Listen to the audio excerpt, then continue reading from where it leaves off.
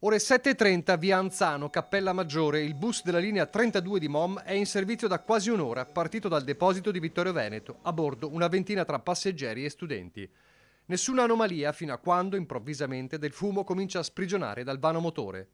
Un segnale che l'autista, in servizio autonomo da appena una settimana, dopo un lungo periodo di affiancamento con i colleghi, interpreta al volo e in tempo. Accosta il mezzo e fa scendere tutti. Tensione, c'è pericolo di fiamme e infatti il rogo dopo pochi istanti divora il mezzo.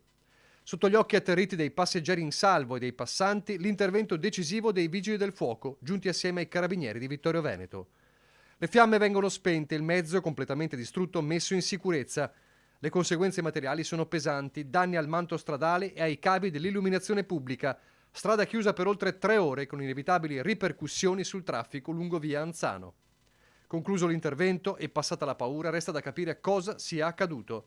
MOM ha già annunciato di aver avviato un'indagine interna per accertare le cause. Il mezzo, seppur di vecchia generazione, è sempre stato sottoposto a rigorosa manutenzione, spiega in una nota l'azienda di trasporto. Intanto il presidente di MOM, Giacomo Colladon, ringrazia la prontezza del conducente che ha saputo intervenire al meglio, arrestandosi immediatamente e mettendo in salvo i passeggeri. La sicurezza, conclude, è al centro del nostro operare e anche per questo MOM ha scelto di investire 89 milioni di euro per il rinnovo dei mezzi.